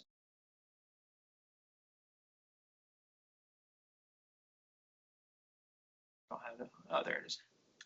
Okay, so if we look at the actual API reference, send a little bit here. Okay, so yeah, the messages is the array of messages, stack messages. Okay, then there's just another parameter on the call is here's a stack of tools. Okay, so when I sent these two messages, those were the two messages of the stack, but another parameter was the tools parameter that basically the only tool in this case was this description. And your app, i.e. Copilot, if I read it. Yep. Does this, okay. Yep. And so it's collecting all the messages, it's collecting all the tools, it's building this API call, throwing it to the model, and then the model has the context of here's the conversation, here's a toolbox or description of tools that I can use. Maybe I'll use the tools, maybe I don't need the tools. The model will decide all that for us. Oh, So are you using Olama or are you using the model runner straight from Docker? In this case, I am using Docker Model Runner. This is a Gemma 3 model, and everything's running completely locally on my machine. And so is it using the legacy OpenAI messages API? I'm using the chat completions endpoint. Chat completions? Yeah. Yep, which is what most of pretty much all the libraries use as of today. Yeah. So the new responses endpoint that they have, and for everybody else that doesn't know what OpenAI has created another endpoint that I'd say is a little bit easier to use. I mean, again, the chat completions was originally started as, hey, complete my chat, complete my sentence kind of thing. And so the API structure leaks some of that detail, where the newer one is more, here's a request, give me a response type thing. And so, but at the end of the day, if you look at it, you can see the mappings directly back and forth between them. And so as you understand, okay, messages and tools, you see exactly how it fits into the new model. It's just structured just slightly differently, but it's the same idea. Yep. So yeah, this is all running completely locally. I'm using a Gemma 3 model. And it's kind of interesting too, because if I were to switch models, let's, I don't know, let's use a Gemma 3, but I'm going to go to a different quantization, which is different. It's going to be a smaller model now. The way to think about quantization is how many bits are used in the numbers in the model. Okay, and so again, it's a little complicated to say, but let's say, actually, let me do this. Okay, try this. Let's go from my house to, and now everybody has my address here. Let's just pick what We'll cut it out. yeah. Okay, so one of the other places I just looked up because I was on site with in St. Louis, a customer visit on Tuesday. But okay, so looking at this, 676 miles. Okay, now That's definitely accurate. Okay. I could also say that's about 680. I could say that's just a little below 700. I could also say that's 675.8342 miles, whatever. Okay. Technically, all of those could be right. There's just different level of summarization going on there. Okay. And so when we think about quantitization with models, kind of think of it the same way, that the responses may not be as specific or as you get to lower quantization. Okay, it's gonna be more summarized, where others may be more accurate and more detailed, but it's gonna take more memory, more time, more CPU or GPU to actually generate that. Okay, so that's kind of the way to think about it. But one of the things I will caution is two models, even if they're from the same family. So for example, this Gemma 3, this is now the Q4_0 variant, and the other was the floating bit 16. They're technically both Gemma 3 models. You should treat them as completely different models though. Okay, so even though they're both Gemma 3 models, you can't just swap them in and out. Okay, they're going to behave very differently. Okay, so that's one of the things I would just caution, and that's why you play around with models and figure out, okay, what's going to be the right one for your use cases and your needs and that kind of stuff. Okay, all right, questions? All right. This has been a good conversation. So 7:45. All right. Let's see how much we can talk about MCP. We'll just do this fairly quickly, but I think we can still do it justice. So MCP, the idea with MCP is, okay, now that we see tools, how can we leverage tools? How can we make it easier to package, share, and distribute tools and make tools reusable? Okay. And by doing so, how do we make our apps smarter, more functional? How do we do so easily and securely? So for example, I'm using Copilot in VS Code, or I'm using Claude, and I want to give both of these tools the ability to look up details about GitHub issues. Okay. Well, GitHub may want to make a tool that says, here's how you interact with our APIs and use our services. And we want to package that up in a set of tools that now you can attach to these different systems. Okay, and so how do you do that? Okay, how do you package up these tools and now say, hey, when you make the API request, here's a description for a tool that can look up issues on GitHub. Okay, how do you distribute that? And so that's the problem that MCP is trying to solve. Okay, and so the idea here is, and some of the terminology. So an MCP client is basically the app that wants to use MCP. And so this would be Claude, it'd be VS Code, it would be Copilot, whatever. And it can basically leverage these MCP servers that have prepackaged tools and resources in them. Okay. And so the idea here is that when I start up Claude, when I start up VS Code or Copilot, these different things, they can start one of these MCP servers, say, hey, MCP server 1, what tools do you expose? Okay, what you got? And then it can basically say, hey, I've got this collection of tools here, and I'm going to pack it into my messages. And now when I go off to send it to the model, I've now got new capabilities. And so now when the model returns a response and says, hey, yeah, go look up that GitHub issue, I can just delegate the work over here. And then the MCP server, it knows how to actually go out and make the API calls and do the various things. That's all basically bundled within this MCP server. And my app doesn't need to know how to do all the different things. It's just delegating the work to other systems. So it's basically almost like a microservice approach, breaking up the monolith here. And so it allows my AI app to really be the orchestrator of a bunch of different tools. And I'm just going to delegate, I'm going to append these MCP servers and then delegate the work to those individual servers. Okay, and I know there's going to be questions. So yeah. So I've been using MCP servers or MCP tools with Claude or with Cursor. Yep. Now, Cursor has a limit of 40 MCP tools. Yep. Why is that? And do other editors like VS Code or Claude Code or whatever also have MCP server or tool limits?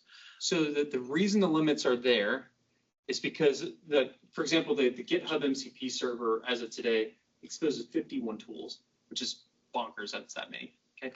Well, if you think about that, 51 tools is 51 JSON documents of here's a name, here's a description, here's parameters, which means that every single API call that I'm sending, the model's having to still process that entire context to find out, do I need these tools or not? Okay, and you may just simply say, hey, how's it going today? But it still has to process this huge toolbox of stuff to know, hey, based on this request, do I need any of these tools? And so that's where the context length is super important. And so Cursor, and I've seen VS Code give warnings. I haven't seen it do hard limits there yet, but most of them are like, you probably don't want this many. You should really think about what are the tools that you actually want to leverage. And so you have many of the clients that are saying, hey, this may expose 51, but then this may have UI in it to say, yeah, out of the 51, maybe I actually want to enable these 3 or 4. And so again, those 3 or 4 are what's going to actually be part of the message that goes off to the model. And again, now you're shortening your context window, your responses are going to be faster, et cetera. Is this where your time thing came into being? It's in one of these MCP So servers? with this first demo, not yet. So that was actually just bundled as part of the app itself. For the app, okay.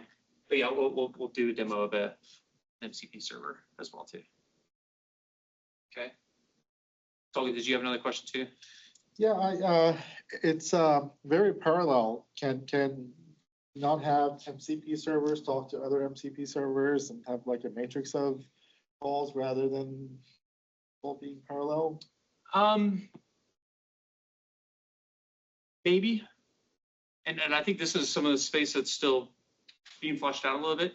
So again, most of these are only going to be leveraged if the model upstream says, hey, I need you to execute a tool. So there's a specific request to actually execute a tool. Then the client's going to delegate that work to a specific server. Now, what this server does is totally up to that server. Okay. But a lot of times these servers don't know about the other servers. The server's only going to know about its own dependencies, whether that's remote APIs or databases, et cetera. But most of the time, there's not a network here of, they don't know about each other. I mean, could they? Certainly, but I haven't yet seen that. So is there a limit on how far you can stack it behind each other? So if I create an MCP server that has 1 or 2 API components, it's like look for vulnerabilities, and the other one is look for injections. Yeah. And then the MCP server itself calls other servers that do very detailed. Yeah, I mean, so you could technically use MCP to start doing some multi-agent kind of things. So like, yeah, this MCP server, again, the request could be just analyze this code, look for issues. And so that could be hey, yeah, I'm going to use a model to actually, look at the code. I'm going to do some code analysis on it. I'm going to look for vulnerabilities or whatever. Like what this thing does can be whatever you want it to do. It could call. But yeah, it can call other things. Yeah. But again, remember that there can only be one response coming back from it that goes into its message chain on this end. But what it does on that end, totally up to you. Yep. But yeah, there can only be one response for that single tool call. So, but again, that tool, that response could be, here's a document of all the different things we discovered or found or whatever else. Yeah.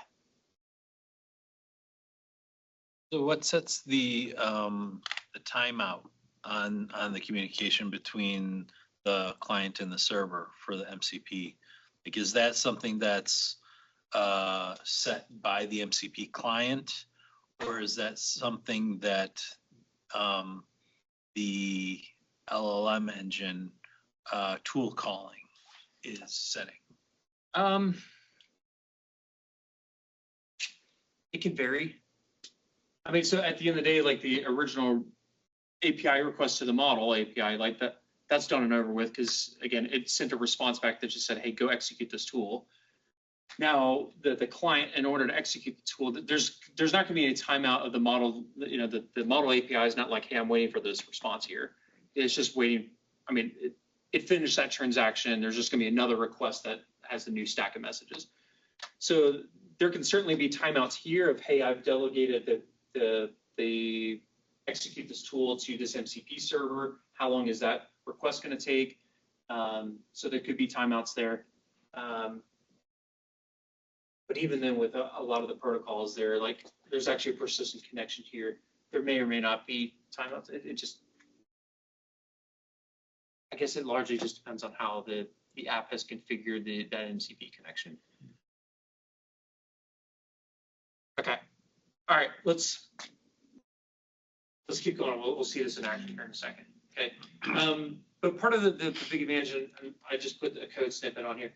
The nice thing about having this protocol is that then you can start to have SDKs, you can start to have libraries. And so like this is a MCP server that would basically package up the time tool that we had before. And so with this single TypeScript, this one's okay, just JavaScript, I could technically package this up and distribute this, and now I have a time server that's fully distributable. Okay. And then you can basically just say, hey, run this, and now you have an MCP server that can answer, get the current time.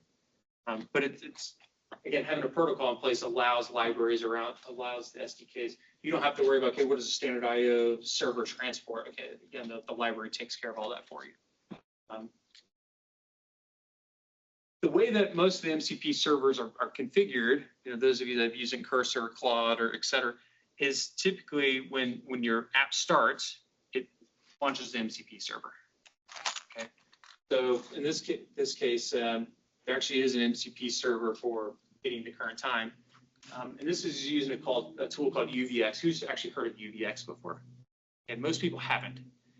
It's a tool in the Python ecosystem that basically with this is going to say, hey, go download that module and then go ahead and install it and all of its transitive dependencies and all that stuff, and then start running it, which is pretty slick.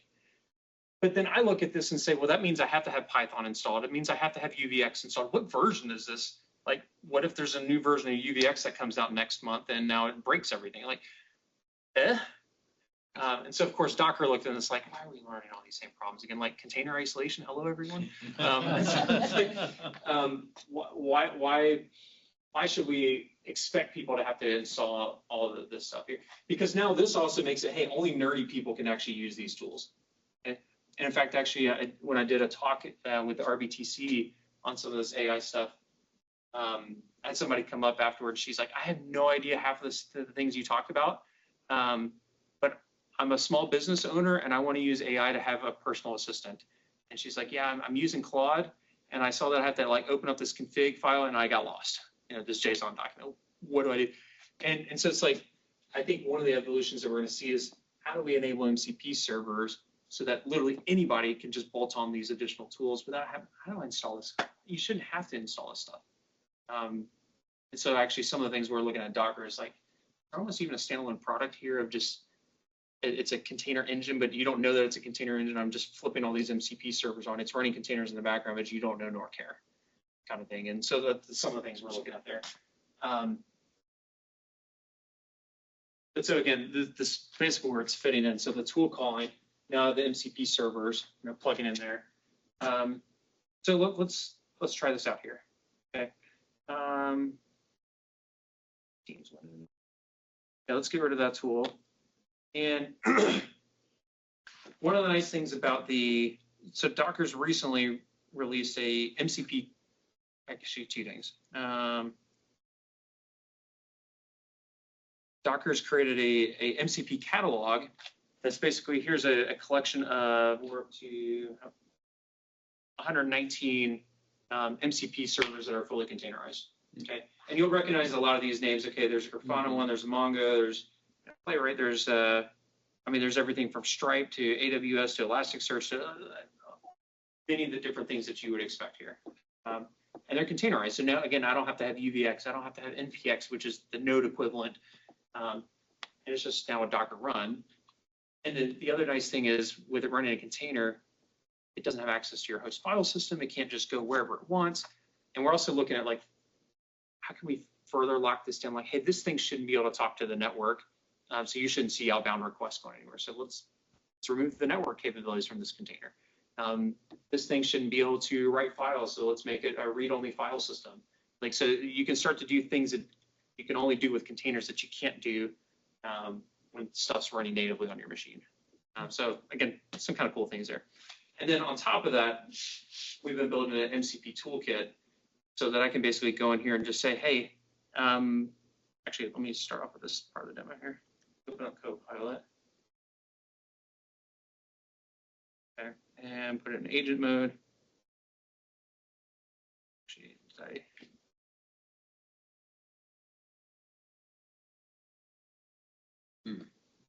okay, so I don't have any tools there, but can you help me complete the work required to close issue number 6 in the Docker AI Reviewer project?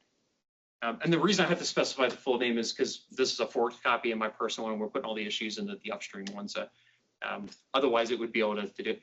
And so when I send this request, it's like, I actually don't know what issue number 6 is here. And so I'm just going to search your file system, the project here, for anything that looks like the number 6, which is not what I want here. And eventually it's just going to give up here.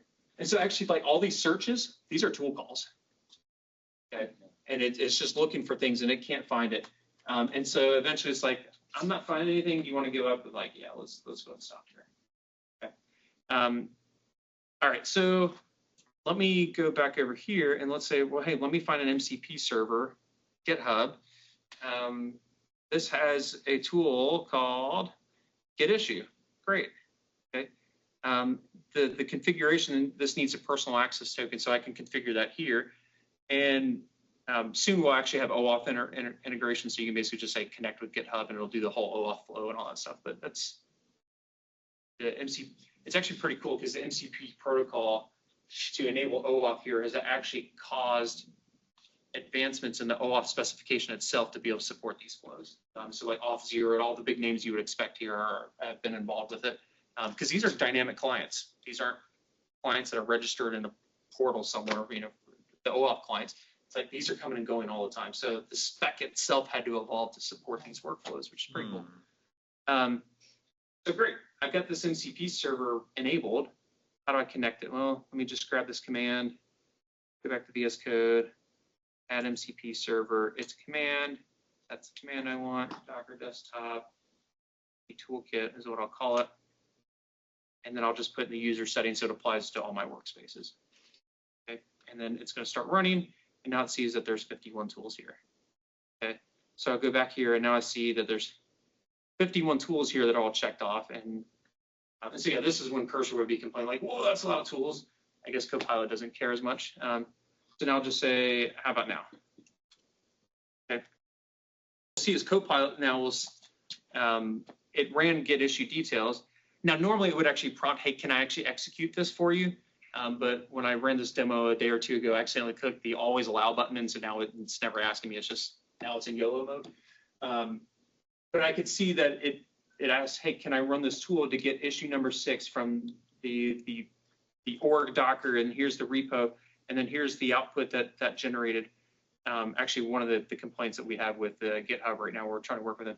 Their responses are incredibly verbose. They just built a wrapper around their API, and it's like, here's the JSON document, and then the model looks at that and says, cool, I can use JSON. But it's incredibly verbose, and so yeah, your context window starts to get very large very quickly.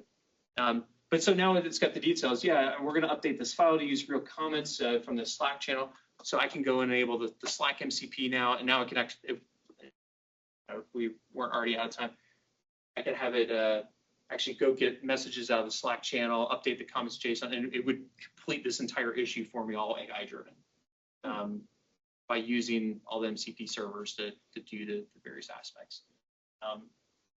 Again, the idea in this case is just giving it more tools, giving it more ability to get context or do things for me. Yeah, Tolga. I thought the MCP servers were like part of the IDE. You give it to the IDE, and the IDE uses it. You're using it directly with Copilot, just as you know from the chat interface, right?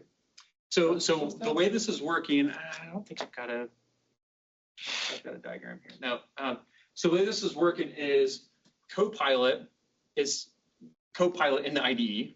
It's configured with an MCP server that's basically this Docker desktop MCP toolkit. And think of the MCP toolkit there as a MCP proxy or gateway or whatever. It's wrapping them all. And so as the request comes in to execute a tool, it launches the container that's needed to actually run that tool. It executes the tool and then kills off the container. And so in this case, Copilot is really just connected to the toolkit, where kind of traditionally, kind of going back to that UVX example, it would actually run UVX. It would actually launch the MCP server. It's running the thing. In this case, it's actually just connected to something that's already running. But the other nice thing here is, if I've got, for example, this UVX snippet here, and I've got it in Claude, I've got it in Cursor, I've got it in VS Code, I may be running the same UVX command in each of those different IDEs, which means I've got 3 instances of this MCP server running at any point in time, which is additional resources, CPU being used, et cetera. Or with the MCP toolkit that we built, it scales to 0. The container is not running if there's no active tool execution request.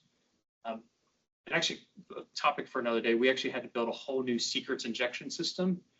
So managing the secrets for like the personal access tokens and all that kind of stuff, and how do you inject that into containers and do it so securely and make it so, okay, this access token can't be injected into another container, like actually pretty slick. I'll have to talk about that. But yeah, I mean, again, that's the idea of the MCP servers, is just let's provide additional capabilities to our AI agents, whether it's Claude, Cursor, VS Code, et cetera. Okay. All right. The last thing, I'll just wrap up here, and if folks want to stick around for a demo, I know we're already a couple minutes over. Apologies. Again, going beyond the chatbot, actually, one of the good examples that I've seen is actually from Apple Intelligence, where, like, for example, I get a collection of messages, and a couple weeks ago, I guess this was a couple months ago now, you know, my daughters had a church youth activity, and okay, the leader was just sending out a reminder, hey, there's a activity day tomorrow night. And then all the parents are like, yeah, my kids are excited. And I'm like, I'm not keeping up with the thread. And so the messages app automatically took the entire thread of messages and basically just said, hey, summarize this for you. And so now I have a summary here. This is 8, 9-year-old activity day tomorrow, 10 from 6:45 to 8:15. That's an action. That's the thing I need to know. I don't need to know about everybody else's. Like, yay, my kid can't wait. I mean, it's exciting, but now this is immediately like I'm caught up. Okay. And at the end of the day, what happened here? Apple just took here's the thread of conversations, and let's send it to the model, summarize this message for me. Here's the response, and now I'm just going to put it in the screen there. Okay. That's a GenAI based workflow there that nobody was sitting there in a chat bot. Hey, can you summarize these messages for me? Okay. This was a fully automated flow to summarize the messages, and now it's something that's helpful for me. Okay. So this is one of the areas I'm thinking a lot about, like, what are these kind of workflows that are fully automated and behind the scenes for the most part, but still provide value. Some of the other ones we've been thinking about is, okay, hey, as you know, I'm writing product descriptions, you know, for this new product or whatever. Great, the user's going to press enter and submit. Like, we've all had the times in which you type in your address. It's like, then it looks against the PO, the post office system. It's like, hey, you said this, but did you really mean this address? It's like, yeah, it's the exact same thing without just the 4 extra zip code numbers at the end of it or whatever. Like, what's the equivalent of that of, hey, I took this product description, and then we ran it against our internal style guide and our copy editing tools, et cetera. And now we took what you wrote, and now here's the version that matches this. So do you want to take this version? And again, that's not an actual chatbot interaction, but it's now helping somebody with their flow there. Okay, so again, what are those kind of experiences? Yeah. So I skip. Well, I'll just mention we've got a sample app that as we create new products, there's a Kafka message that gets published to say, hey, here's a new product. Well, cool. What if I were to say, hey, I'm going to listen to that message now, and let's go ahead and just automatically generate a marketing email based on the name of the product and the product description, et cetera. Let's generate 5 different emails and try them out in a couple of different customer segments and see which one works better. Okay, and that's a fully automated AI flow at that point, and it's completely event driven. So again, starting to think beyond the chatbot. And how can we use the models to now generate things? You know, what's the system prompt that needs to be here? Okay, obviously the email should make sure it's cordial, make sure it's nice, make sure it's exciting, you know, all that kind of stuff, et cetera. So again, thinking beyond the chatbot. So with that, I'll close off. That's a lot of the fundamentals. So yeah. I just don't forget to take a picture. Oh yeah. So, Gotta take a picture. For Doc. I gotta get my selfie.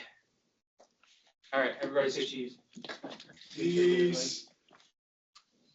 There we go. 3, 1, cheese. Cheese. All right, there we go. Was this helpful? Yeah, that's great. Very. Questions? yes. All right. And so then, yeah, hopefully next time if folks want, we can actually like sit down and actually make something. Right? Could you What else? provide the code for that app that you were? Yeah. Which app was I showing here? I got it. So the AI reviewer. So this one, actually, I don't know, showing all the messages. oh, the visual chatbot. So yeah, it's here on GitHub. Okay. And yeah, we can send out this link as well. So this is my personal namespace right now. It probably will eventually change it into a Docker namespace, but whatever.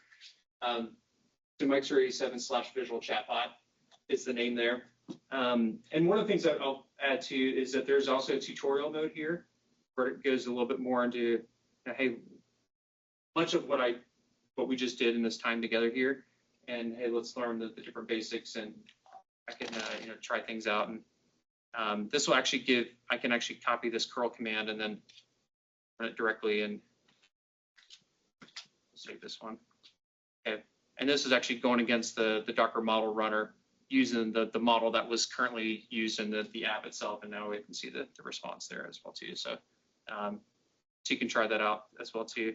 And I think, no, I didn't. I've got something busted. Oh yeah, that's right. But anyways, it runs as a container as well too. So it's just a Docker run, and then you can stop to play around, try it or something.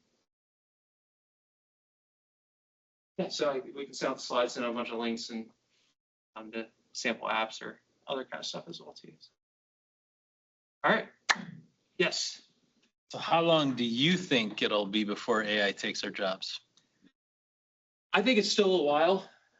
Whether a while is 6 months or 6 years, I don't know. I'm just kidding.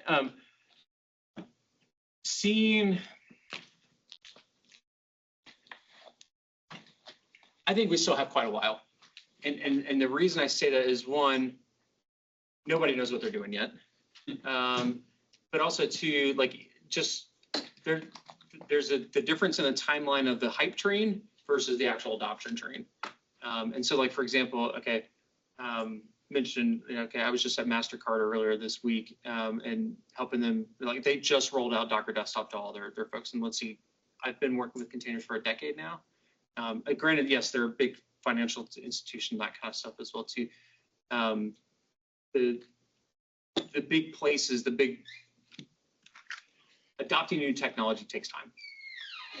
And especially with AI and privacy and security, like a lot of things that we didn't talk about, is one of the struggles that I think we still have to figure out as an industry is building these GenAI apps.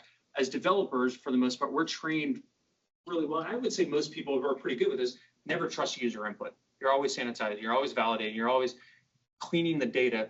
And so once I've cleaned that and I know that, okay, this is a good set of data, for the most part, inside of your application environment, you trust the other things you're talking to. Okay, I make this API call, I get the response back here. How often are you validating, hey, was that API call right? Most of the time, you're good at that point. But now when you're interacting with models, you've got user input coming from that side.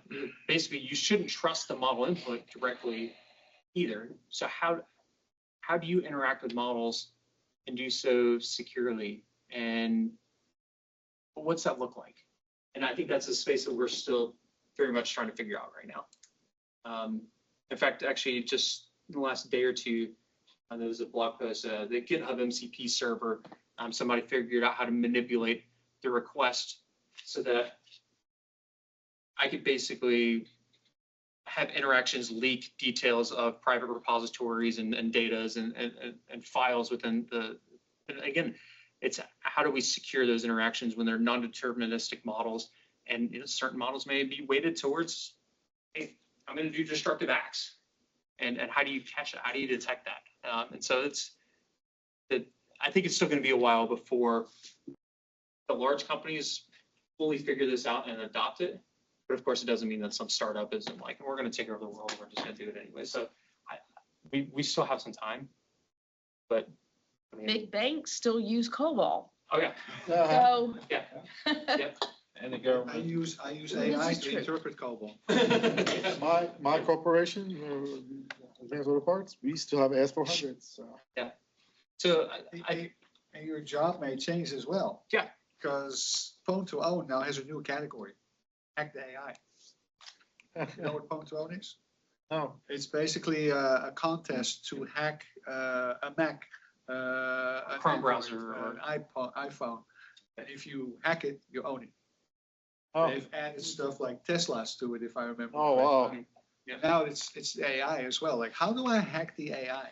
and actually one of the recent ones, actually Docker Desktop was one of the targets there. Which I actually never heard. You know, that, but anyway, You get the container.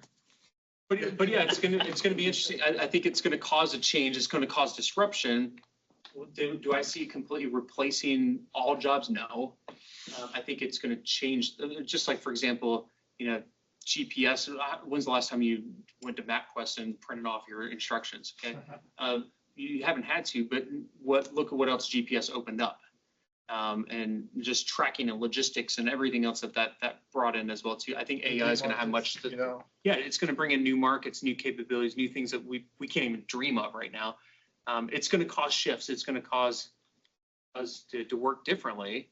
And so those that can adapt, I think will be just fine. But those that are like, no, this is my job and I will always do this, it may be a challenge. But that's also like an IT in general anyways. If you do one of the older jobs, like COBOL programmer, you'll probably be perfectly safe for the next That's 30, true. 40 years, so. So if you're gonna hunker down, like, this is my They thing. got the translation, AI code generation can translate COBOL to any other modern language now, so how long are those people gonna? Advanced Auto Parts has a chance of upgrading the 400s. You've Bring been it on. talking to our leadership. They've been wrong for the last 20 years. Sean, can you imagine that you give them a set of COBOL programs and say like, hey, rewrite this as a React app. Why would you do that? Because you want to have a more modern app. You don't want to use the COBOL application anymore, but you still want to have the functionality for the COBOL application. So go What with if your your cursor COBOL and say like, hey, application here's your works COBOL perfectly fine? application. Give me a React. Well, yeah, front end. and I think that's some of the big questions of like, is it worth the investment of changing it in the first place? And so if it's working, it's working. And I think that's why many of the apps are still running the way they are, because it's not worth the investment of trying to change it. Don't mess with what Or works. the people who actually know how to work it are so close to retired. Yeah. Well, they have retired, and it's working if you don't touch it. Yeah. And so, yeah, now it's a running risk, but if it's still working as of today, yeah. What was that movie again with the 4 guys that were called up from retirement to fix a satellite? Space Cowboys? Sorry? Yeah, Space Cowboys, Is yeah. that- Okay, 3 guys. 4. All right. More to discuss, but over apps and some drinks at Mac and Bob's. Hurrah. Sounds good. All right. Right. Thank you very much, Michael Irvin. Absolutely. Well, thanks for the conversation too. I will say too, like, I've done this before in which like it's been a dead audience. I'm like, this sucks. So thanks for the interaction and the questions and everything, because at the end of the day, like, I'm not just talking to a wall. Like, I want to make sure that you're getting out of it what you want. So thank you as well.